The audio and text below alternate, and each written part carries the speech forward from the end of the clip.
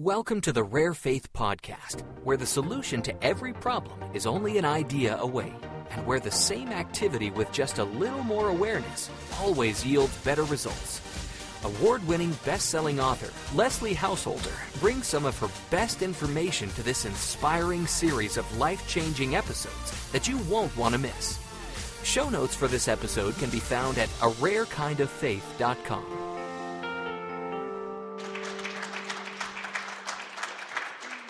My name is Leslie Householder, and this is the Making Sense Out of Setbacks class. I'm excited to be here and to share some of these things with you, mostly because they come from some life experiences that were major setbacks in our life that we made sense out of and turned for our good. And part of that good that has come from it is the ability to share with others and let our pain save you some pain. Are you Gino? No, oh my gosh. I just thought I saw a friend I hadn't seen in 10 years. Sorry. That was a little unprofessional, huh? Anyway, welcome. Glad to have you. All right, so some of you have been to my classes before. There will be some repeated information, but I know a lot of you have not been to my classes before. Let me just introduce myself and my family to you. These are my pride and joy. I told the youth today, I showed them this picture during their keynote this morning, and I said, this is my proudest accomplishment. And they applauded, and then later I went back and I said, okay, how many of you have a large family or a semi-large family? And some of them raised their hand, and I said, how many of you have ever had a professional photo taken of your family? You know, they raised their hand, and I said, how many of you agree that that was probably one of the most nightmarish days of your life? And their hands stayed up. I'm like, that is my proudest accomplishment, that we have a photo of all of us, where most of us are smiling. So, no, they are my pride and joy. And honestly, just to give you a little bit of background, all I ever wanted to be was mom. That was my objective in life. I daydreamed about it. I couldn't wait to just nurture and raise a family, and part of that probably came from the fact that I was the youngest in my family, and my family lived overseas for a few years during the time that most kids are starting to do babysitting. So I didn't have that opportunity, and I just craved babies and little ones that I could just play with and have fun with and whatnot. So when I got married, we had ambitions, we had dreams, we had expectations for where our life was going to go and what this family life was going to look like. And it didn't quite work out the way I expected. That first year, of course, I was working because we couldn't afford to have me home. I wasn't a mom yet, so that was okay. And then along comes baby number one, and we couldn't afford to have me stay home at that time, but we were committed to the principle, and we believed that God would provide a way. So we just took the leap of faith, and I came home from work, and I was there that first year, and we started to fall into debt. Now, in my mind, I'm thinking, well, I'm doing the right thing, so where's the blessing? Why isn't this working out for me? And it was the first time in my life I began to question, well, maybe there isn't even a God. Maybe I've been lied to. Maybe this was all an illusion, a deception. And so here, a major setback in my life, and it may not sound like a big deal to those of you listening, but to me it was a devastating blow to hopes of what my life was going to look like. After a year, my husband, what happened? I can't remember what happened, but he lost his job and I was forced back to work. I worked as a temp doing data entry somewhere, and I remember dropping my little boy off, this one at the top, middle, when he was about 2 years old, 1 year, he was one. I would drop him off at the daycare in the morning when it was still dark outside, and when I went to pick him up in the afternoon, it was dark again. This was here in Utah during the winter, and so it's like I never saw my kid during the daylight, and it just kind of reflected how I felt inside. It was just a dark time in my life. And so we began to search for answers and for ways that we might pull out of our financial hole. And everything that, society says, well, if you want to be successful, you have to do this. You have to go get an education. You have to work hard. You have to whatever. We tried to do everything that we were told to do, but we were already behind the curve, and we could never seem to get in front of it again. And so we started attending seminars, trying to figure this out, and I counted it up. For the next 7 years, we attended more than 100 seminars that taught prosperity and success principles, business development principles, whatever. And every time we'd go to these events, we would be filled with this hope and inspiration and excitement, knowing that, we can do this, we can break out of this rut that we're in, I know it. And about 2 weeks later, we're like, no, why isn't it working for us? I thought I had it figured out. And another setback would just pummel us down again. And so we'd just kind of claw our way to the next seminar. And really what those seminars did for me, it didn't necessarily change our financial picture. If anything, it put us into more debt because we were spending grocery money on seminars, and we started spending credit to go to seminars. And I began to wonder, is this just a sick addiction? What is this? But what it did for me during those years was it kept me from checking out and leaving the planet. So it kept me going. It kept me hoping. Every few weeks, I'd get another infusion of hope. But finally, it got so bad that I remember being at a little apartment where we lived. It was a 2-bedroom apartment.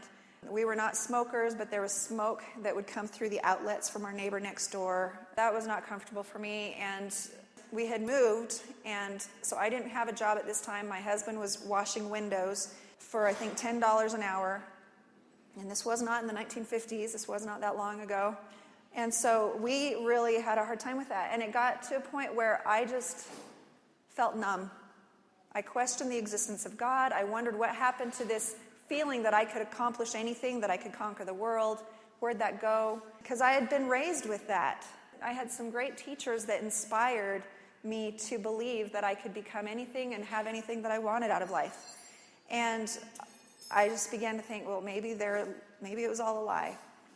There was one day I walked outside, and do you agree that our results are affected somewhat by our mindset, because our mindset affects how we respond to the world around us? True? Absolutely. So let me give you just an idea of where my mindset was at the time. I walked outside of my apartment one day, and I looked on the ground, and there was my broom broken in half. Some neighbor kid had snapped it in half, and it was like one of those last straw moments. Why was that a last straw moment for me? Because I didn't have $7 to replace the broom, and I knew it. And I thought, I can't even control how swept my house is now unless I'm down here like this, and I'm not going to do that. I'm just mad. And so who can think of an idea on how you could solve the problem of a broken broom? Tape. Who said tape? What kind of tape? Duct tape. We all know about it. Never crossed my mind. Never crossed my mind. That was not where my mindset was. I would have gone to the mother of the boy and said, you're going to buy me the broom. So you would have gone to the mother of the boy. He didn't have a mother. He was with his grandmother. But no, I didn't think to even do that either. I didn't even think to do that. Anybody else? I called the police. That's where my head was. So is it any wonder that things just couldn't go right for us? And I didn't know it was my fault that I was keeping us so stuck with the way I was thinking. But every time I'd get some kind of a setback, I'd respond with this uncontrolled anger and irritation and cynicism. And so that's who I was about the time that another seminar was coming along and promised to change everything, And I thought, I don't want to go. Finally decided, there was something inside that said, you need to go because that's what keeps you alive, remember? And I didn't want to, because I couldn't justify this habit that didn't ever seem to fix anything permanently. So finally I told my husband, all right, fine, I'm going to go to this one, but this is the last one. If something doesn't change after this one, I'm done. Go as many times as you want, do your thing, but I'm just going to have to figure out how to be happy the way things are. That was the one that made all the difference. I think God knew what was going on with me, and he showed me some tender mercy that day. And he sent a teacher, a mentor, who taught me something that helped me understand how my thoughts were affecting my results. I'm going to share with you the diagram that he shared with us. So here's the apartment where I came out and called the police on the kid who broke my broom. Behind that wall is a little patch of grass about the size of this area I'm standing in, maybe a little bigger. But we went back and took a picture of it so that people could have a visual of kind of where we were at. After we learned these principles and started applying them, after 3 months, we tripled our income. And I'm not showing you this to impress you or anything. This is the house that we're in right now. The reason I show you this is to show you the difference that a switch, an adjustment in your thinking can make. I could have done this if I had used these principles to show going from overweight to healthy. It doesn't matter what it is I'm showing you. And it's not, to me, about money. We've had plenty of setbacks since then. I just want you to know that there is a difference. And this is the diagram that he shared with us. This model of the mind, it's a visual representation of how our mind works. This was originally developed by a man by the name of Dr. Thurman Fleet. He was the founder of concept therapy in the 1930s. And he splits up our mind into 3 parts: our conscious mind, our subconscious, and our body. The conscious part of our mind is the part of us that has awareness. It's also the part of our mind that adds meaning to the data that comes into our mind. For example, I go outside, I see a broken broom. That data input is just a picture of a broom. There is no meaning behind that image until I assign meaning to it. I decide if that is a good thing or a bad thing by my choice on how I view it. But fundamentally, there is nothing good or bad about this pole that's on the ground, right? It just is what it is. How I respond to it, and that response is a conscious choice that I make that either assigns a positive or a negative meaning to it. For example, if I were to say, would it be good, just think about in your life, would it be good if I were to give you a ton of gold? What if I just put a ton of gold right there with you right now? Would that be a good thing or a bad thing? Depends. What if you're in a rowboat? Okay, so what happens is relative. Whether it's good or bad, it's going to be relative. The conscious part of your mind is also the part of you that has the ability to accept or reject ideas. As I'm talking to you right now, you're discerning whether or not it fits your belief system, whether or not it makes sense, whether or not it's logical. And if you don't believe that it is, then you're going to kick it out. And that is a function of your conscious mind. It's also the part of your mind that has the ability to create a new idea. So, for example, these children downstairs in the Love of Learning classes, you give them a crayon and you ask them to put something on the paper.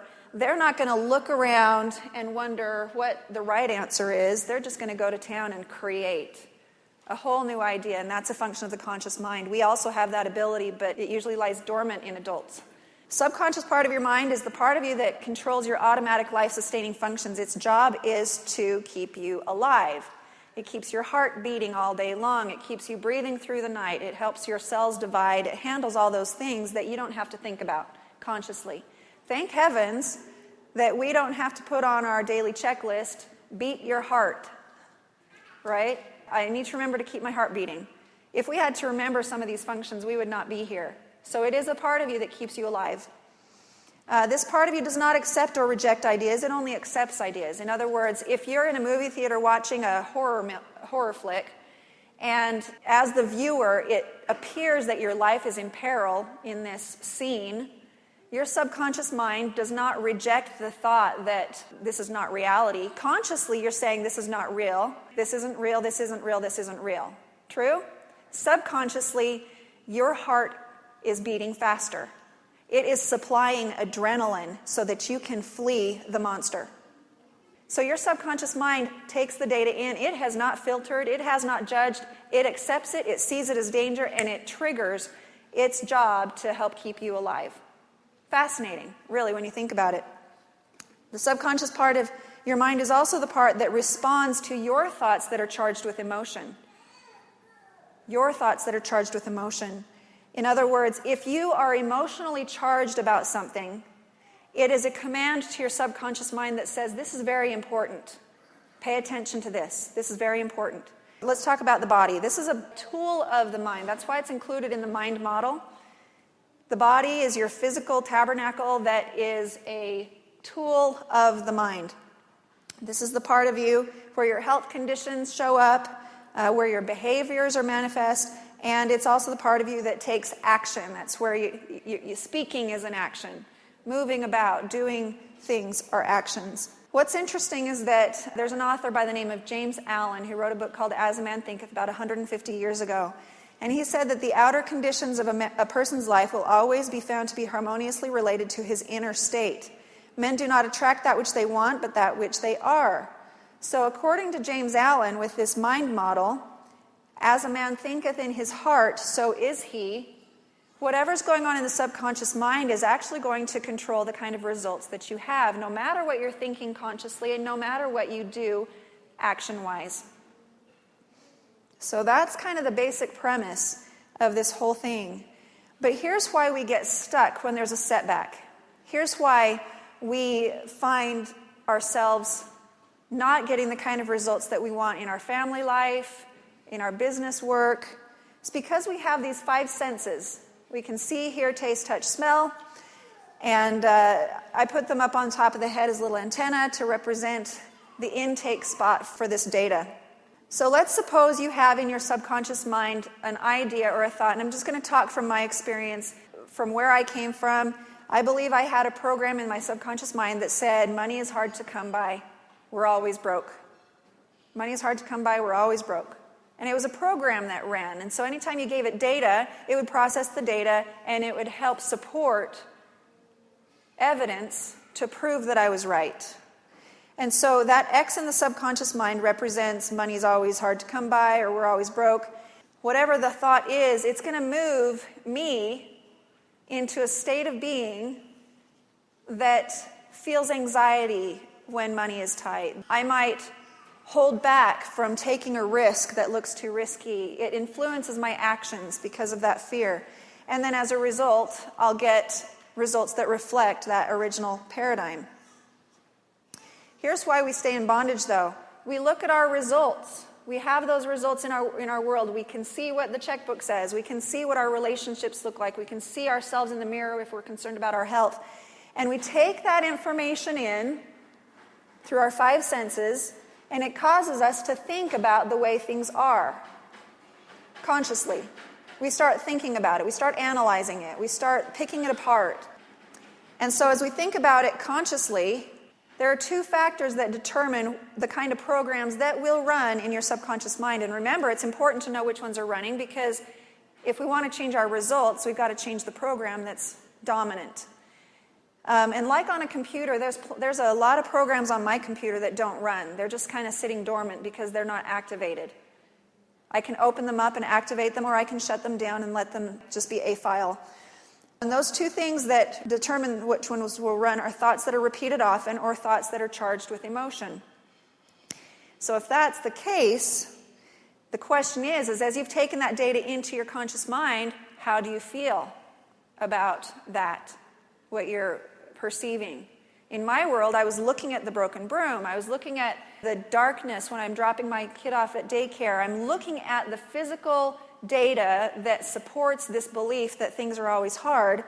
And I would think about it consciously, and then I would get very seriously emotionally charged about how it was. I'd get angry. I'd get frustrated. I'd have despair. I'd throw tantrums. I'd cry. I had no coping skills. And what I didn't realize is that I was giving my subconscious mind a command. And as a result, I'd get more of the same. So here's how you break that cycle. You have to be able to use your imagination and picture how you want things to be instead. And as you do, and you think about it consciously and allow yourself to get emotionally charged about that instead, or repeat the belief, you know what? Life is abundant. We have all we need. Fact is, we did have all we needed. I was not as bad off as I thought I was. It's just the way I was looking at it. I mean, compare my world to some third world country where maybe a young widow is living in a hut and can't find clean water for her kids. I was mafia rich compared to that. I didn't see it that way, though. Does that make sense?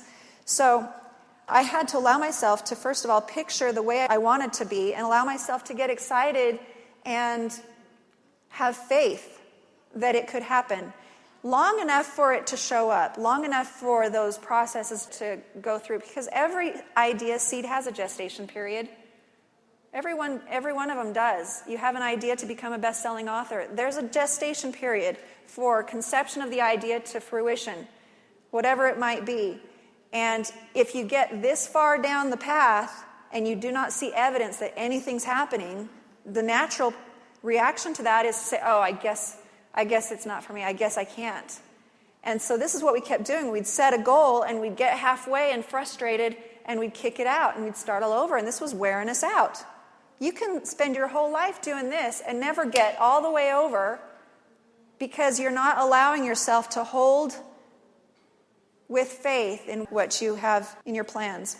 So as you go through this process, you do get different results.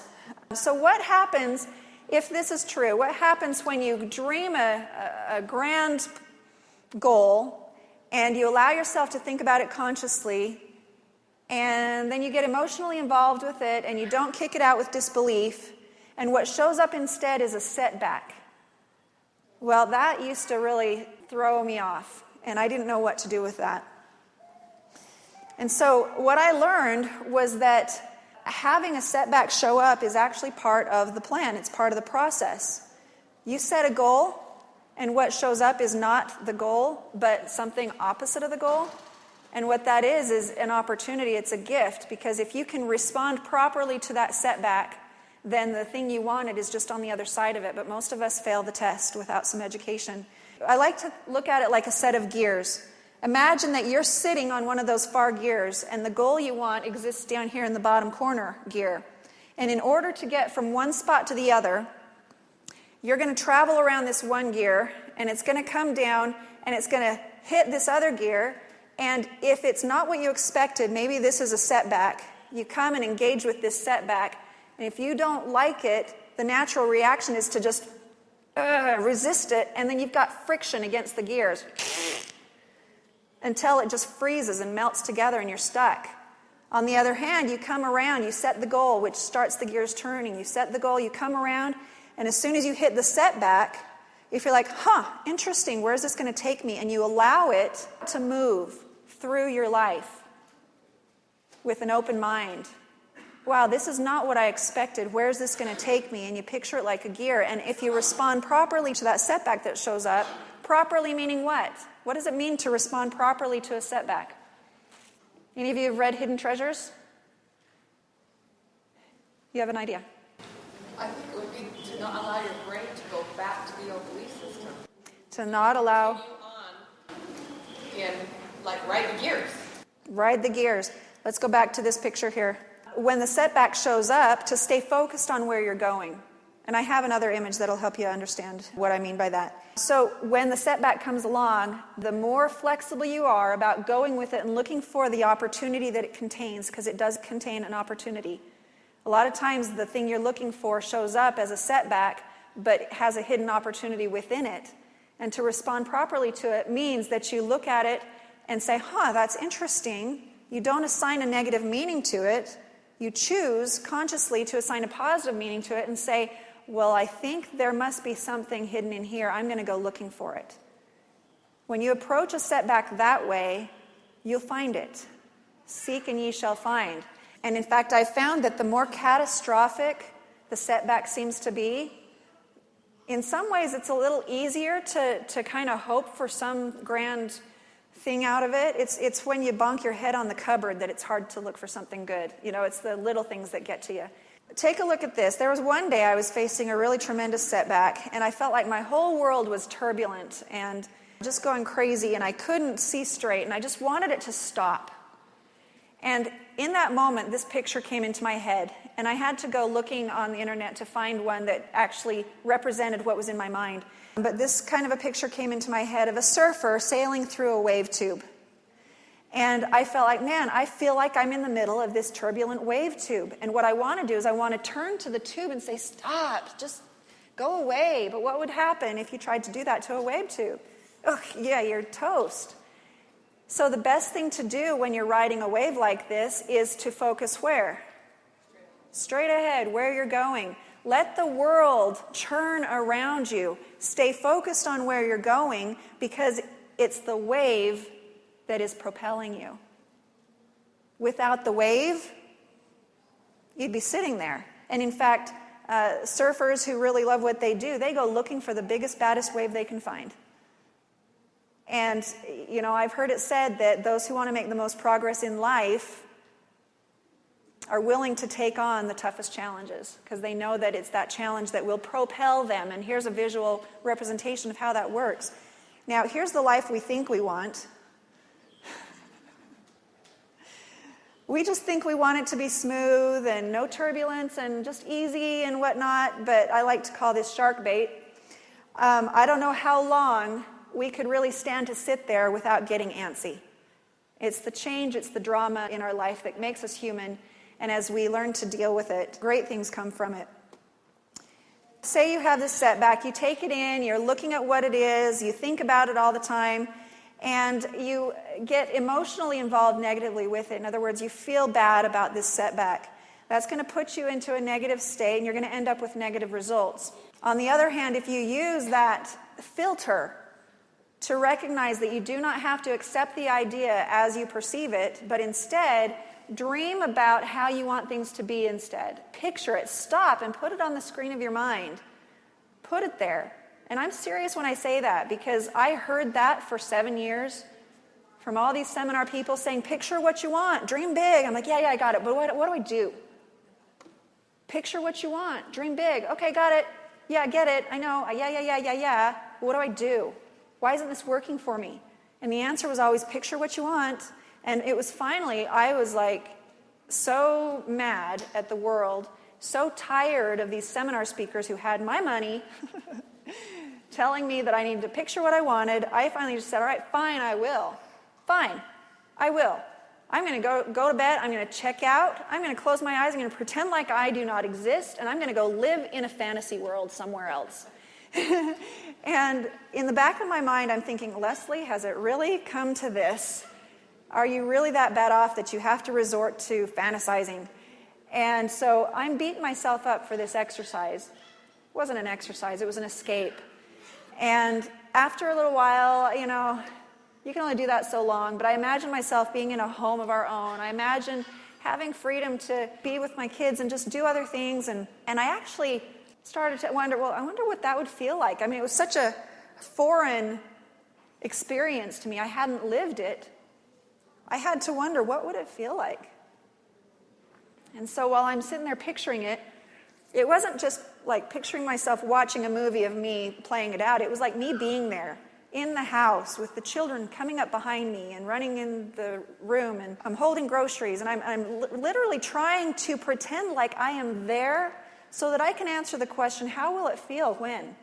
How would it feel? The answer to a question like that is nothing more than a feeling. You can't say, it would feel great, G-R-E-A-T, because that's not a feeling, that's a word. How do you answer a question with a feeling? The only way you can is through feeling it. You have to feel it. And the reason you can create that kind of an experience for yourself is because your mind, your subconscious mind, cannot tell the difference. It can't distinguish the difference between an experience that is real or imagined. It doesn't know the difference.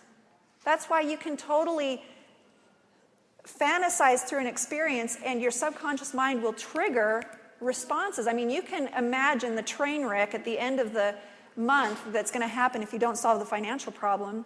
You can be imagining that and the phone calls that you're going to have to deal with and everything else, and your subconscious mind will cause you to perspire. It will get you this anxiety. Your heart will start to contract, and those are all physiological responses to an image that it thinks something bad is really happening to you right now, and you're only imagining it.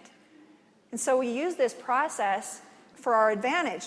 And so that day that I was imagining what would it be like to have that kind of a life, when I was done, I was like, back to my world. And a year later, we were living that dream. After 7 years, all of a sudden, things started changing, and we were living that dream. The thing is I did not know at that time that I had done anything to change me. I didn't know that by changing me, all of a sudden, opportunities coming our way, I would recognize that one as, that's what we need to do. If I'm in the wrong state of mind, it'll come by and I won't even recognize it for what it is. Or I'll be afraid of it because it's not quite in harmony with my subconscious mind. So it's really important to change your own state of being through this imagination process. So as you do that, you think of a new idea You can assign a positive meaning, get excited about the setback even. And the reason you can be excited about a setback is because there is a law of polarity in all things that says every circumstance has good and bad in it. Every bad circumstance has a seed of equal or greater benefit, as Napoleon Hill said. And so, in other words, if something is really catastrophic, then on the other side of it, there's something amazingly tremendous. If it's only a little bit annoying, then the good on it's only really a little bit good. And so who's the lucky one? The one who has this setback or the one who has this setback? The bigger your setback, the more fortunate you are. Twisted, I know, it's just kind of bizarre that way. But it's true, and you can get positive results by viewing it that way. And that's a choice, to view your setbacks in that positive light. And what you do when you reject an idea is you just refuse to think about it, the negative situation, in an emotional way. Don't add an emotional charge to something negative. So do you still deal with the overdue bills? Yes. You make the phone calls you need to? Yes. But you do it without emotion. Stop that right there, and you're going to see tremendous differences in the kind of results you get by not handling the negative experiences emotionally. Handle the negative experiences without emotion. Stay in your head on those. But when you start thinking about where you want to go and the things you want to do and the mission you want to fulfill, that's when you turn on the emotion. And you're training your subconscious mind to go to work for you and help you recognize the opportunities and open your mouth with the person in the elevator that you may not have opened your mouth to before. It's that inner knowing that is at your disposal as you allow these processes to work. So, I don't know what this slide was for. Basically, choose positive and you'll get positive results. So a successful person isn't made as he sails his way to the top, or she. A successful person is made in the moment of disaster when he chooses to think right anyway. So again, what does it mean to think right? There are laws of success. There's 7 of them, and I've only listed 6. We don't have time to go into them here. I talked about the law of polarity. That right there is a tremendous tool for looking at whatever setbacks you have with a positive view. Another one of my favorites is the law of relativity. Law of relativity says that whatever happens to you is not good or bad, it just is. It's only good or bad when you relate it to something else. You could name any experience possible in the human world and say, well, this is an experience that is fundamentally bad. And I could show you how, no, it's only bad relative to something better. But there is worse. It's better relative to something worse. And so as we use the law of relativity to view our experiences in a more positive light, it keeps us in the right state of being to be receptive to the right ideas and the right inspiration we need to achieve our goals. Here's an example of the law of cause and effect. You know what? You don't have to be a genius to know what's going to happen here. These 2 women are looking inside a bakery and said, let's just go inside and see what happens. Your choices are going to determine your results, and the results become predictable based on those choices. All right, so here's what you may not know. We put out the Jackrabbit Factor in 2005, and in 2006 we started to have new setbacks that we had not expected. Here I am, the Jackrabbit lady, teaching people prosperity, and people are writing me letters from all over the world that are saying, look what your information has done for our life, and this is what we've accomplished, and these are the great things that have happened. But in my world, all of a sudden, everything started turning upside down. And I'm like, what is going on? We'd been riding high for probably 4 or 5 years, and things were going great, and all of a sudden, it's like the rug got pulled out from under us so that life could say, all right, Leslie, what are you going to do with this? And it got to the point where it felt like all the laws that I'd been learning and trying to live by were suspended on my behalf, working for everybody else but me. And so I go falling into this tantrum phase again, and it was like the old me all over again. And my husband's like, oh no, really? Are we going back to this? And for example, we had invested in some property that we were trying to, if you know what a 1031 exchange is, you buy a property and rent it, and then you go to sell it, but you don't want to get the money from it because you don't want to pay capital gains tax on it, so you want to roll the proceeds into another property. And at a time when we were trying to figure out how to respond to our setbacks, we thought, well, maybe we ought to sell this property. It had a negative cash flow. Let's roll it into a property that can have a positive cash flow. That'll help us with one of these setbacks. And so at the time, we sold the property, put a bunch of money into this 1031 exchange while we waited to find another property to roll it into, and you're given a certain amount of time that has to happen, 45 or 60 days, I'm not sure. And so while we're looking, and things are just getting harder and harder in our other interests, we thought, you know what, maybe we ought to just go ahead and cash out and use that money to just keep us afloat until we can figure out how to respond to these setbacks. So we decided that's what we needed to do. So we called the exchange company up and said, you know what, never mind, go ahead and release the money to us. We'll go ahead and pay the taxes on it. We need the money right now. And they're like, we just went bankrupt. Our money had been there maybe 2 weeks, and they went bankrupt during that window, and our money was gone. I'm like, really? Okay. We had some spec homes that we bought on a killer deal. Not really. We thought they were a killer deal. Find out we can't sell them for even what we bought them for. And so we carried them for a year, putting out $5,000 a month just to hold this empty property. And that was a setback that, we were eating into savings, trying to keep our credit good. It was just a mess. Trevin, what was the investor funding? I don't remember that one. Oh, he started working for an investor, helping people prevent foreclosures for their homes. And that became our source of income during this time that we're trying to hold everything together, trying to hold the business together. I'm wondering, do I need to pull the books off the shelves that everybody's raving about? That, oh, this is making my life so prosperous, and I'm in this mess. I just felt like the biggest hypocrite and didn't know what to do about it. And so his investor funding dried up, and so he was out of that position. Our air conditioning, we lived in Arizona. This was in the summer, and our air conditioning was out of commission for 6 weeks out of that summer. Because it would break down, we'd call them up, they'd say, we'll be out there on Thursday, which is like a week later. They'd come out, they'd fix it, it would be broken, call them back, they'd come out a week later. In the summer, if you want your AC fixed, there's a backlog. A lot of people need that because it's almost unbearable when there's 120-degree temperatures or whatever. And so having no air conditioning through this was tough. And then we had Hidden Treasures is a book called Heaven's Astonishing Help with Your Money Matters, and it's all about these universal principles. It's the book that explains the 7 laws. And what's ironic is there was a time where I realized there's somebody, these books are selling really well. A lot of people are buying these books. We're getting orders. We were getting bulk orders and case orders. And I'm like, this is really kind of exciting. And they were all being shipped to one address, but the cards were being processed from all over the world. I'm like, what's going on here? Interesting. So we got to the bottom of it just because I was curious and found out people were buying truckloads of my books with stolen credit cards. Did you read the book? I'm thinking, wow, this one's going to come back to bite you, But what happened is I became liable for all of those bills. I had to pay all that money back, and I was out the books. And so here I'm thinking, what am I supposed to learn from this? Setback after setback after setback. And I thought, this is just too much. I can't handle this anymore.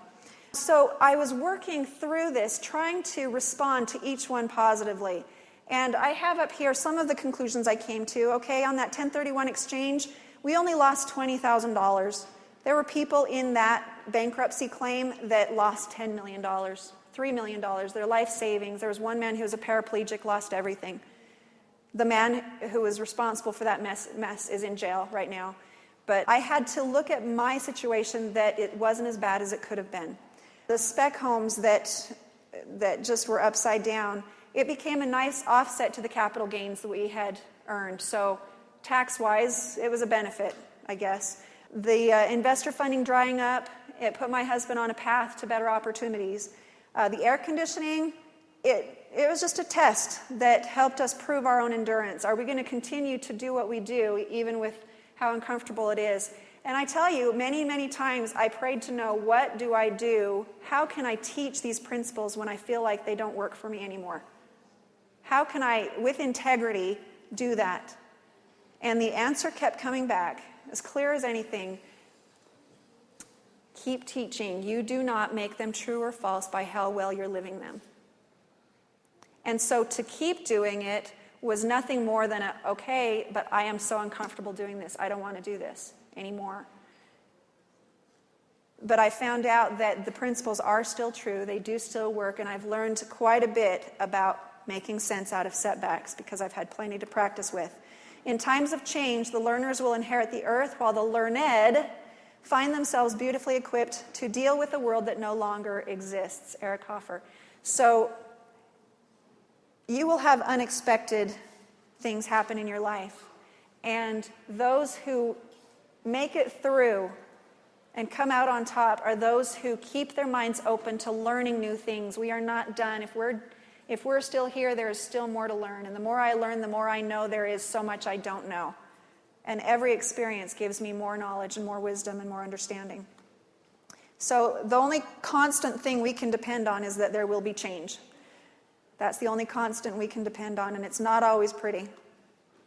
I don't know if you can read this. This is a boardroom, and it says, "As you both know, here at Frump, Cuddle, and Housen, failure is not an option, so that only leaves blame." And that's what we wanted to do. We wanted to blame other people for our problems. We wanted to blame the crook who did the 1031 fraud. We wanted to project our blame to someone else. And I realized that, with what I teach, I know that there has to be something that I either need to learn or something I'm not quite doing right. And so as my mind was open and pondering these questions, and let me just check the time again. Okay. I had the most horrific setback that I could have imagined at that time. This is my daughter Bethany when she was just between 2 and 3 years old.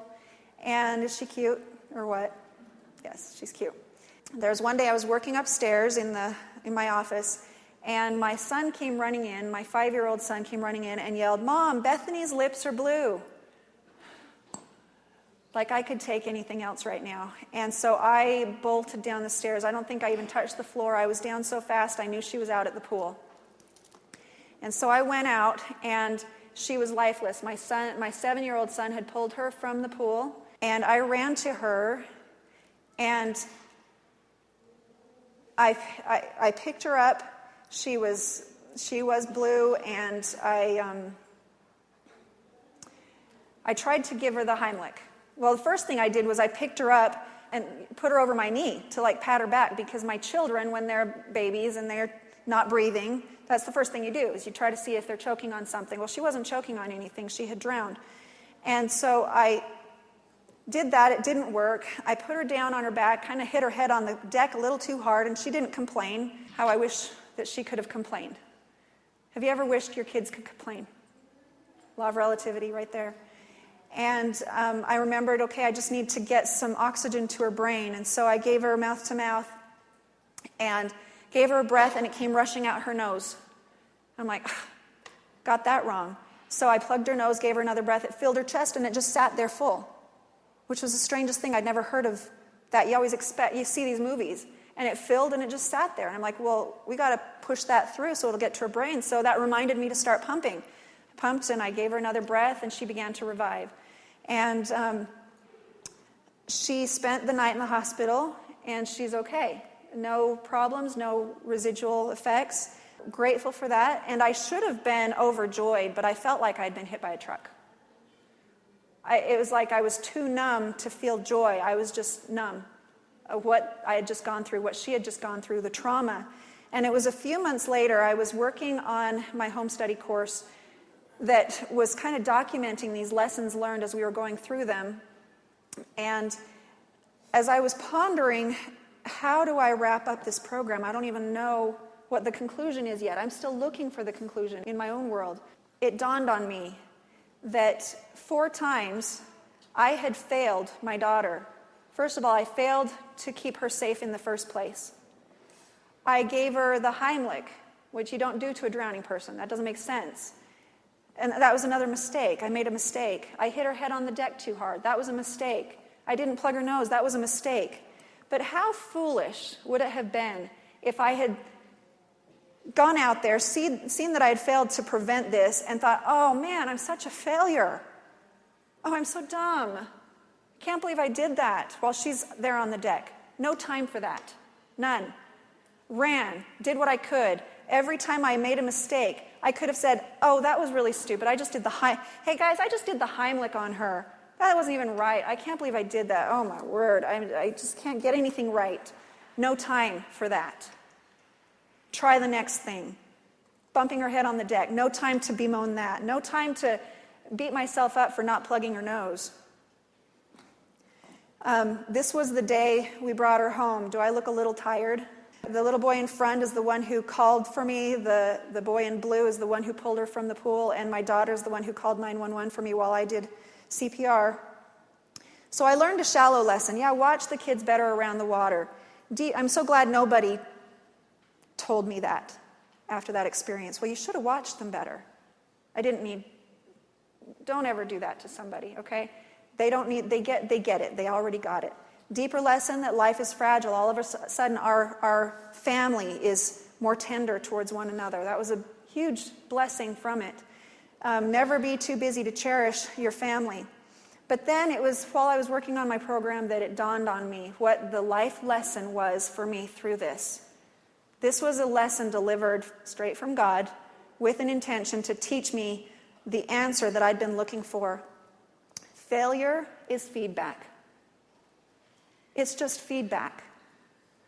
Getting no response with the Heimlich was data input feedback that allowed me to try something else, that taught me what not to do. But only if I didn't stop too long bemoaning the mistake. So don't look too long at your setbacks. Cut your losses. Get busy creating again, grateful for the wisdom gained. Keep moving. And what I realized is that my financial life was on the line just like her life was on the line. And whether it died or survived depended on how quickly I learned the lesson without beating myself up. How quickly I tried something else without kicking myself for making a mistake. And I had spent a lot of time bemoaning the mistakes we made with the real estate investments, bemoaning our mistakes with the all the different things we'd done, that we hadn't paid attention to these fraudulent credit card purchases, all the mistakes we made. I'd spent too much time thinking about the mistakes instead of dreaming again and going for it. A Japanese proverb, fall down 7 times, get up 8. By the way, I just skipped that last slide. I want to invite you to just come to my booth and give me your name and email address so you can join my newsletter. I'll show you where you can get a free download. I want to show you this to wrap up. This is a dog who does not have front arms. And most people would look at this poor animal and say, what a sad, poor animal this is. And there was one day where this dog was laying there. His owner had brought him some food, and some other animal in the yard, I think it was a pig, came and stole his food from him and ran off. And this dog, something welled up inside of him, and he got so angry and upset that he leapt to his feet and started walking like a man. And now he goes around the country inspiring people to recognize that their setbacks are what sometimes bring out the hidden talents and the hidden gifts that no other dog on the planet even knows it can do. Well, no, that's not true. There's poodles I've seen in circuses, but really this dog has no other way to get around now except to walk like a human. See him going out the door? He inspires me. There he is. It's bizarre to look at, but you think about what's your handicap, what's your weakness, and when life throws something at you that is so traumatic, like a pig stealing your food, you wouldn't want that to happen, something inside of you can be sprouted, and you'll discover new things about your capacities, new things about your potential. And that's what these setbacks are for. They're not pointless. Every one of them has a purpose, and they are for our good, as long as you expect to find the good that's in them. And I promise you that if you do that, you will. Here's a final picture of this amazing dog. Steals the hearts of everybody. So I hope that you remember that whatever comes your way, if it's not what's expected, trust that it has a purpose. Look for the blessing that's contained in it. It's there. It's there. And thank you very much for coming.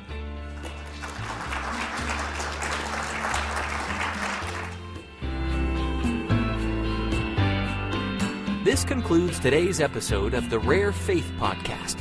You've been listening to Leslie Householder, author of The Jackrabbit Factor, Portal to Genius, and Hidden Treasures, Heaven's Astonishing Help with Your Money Matters.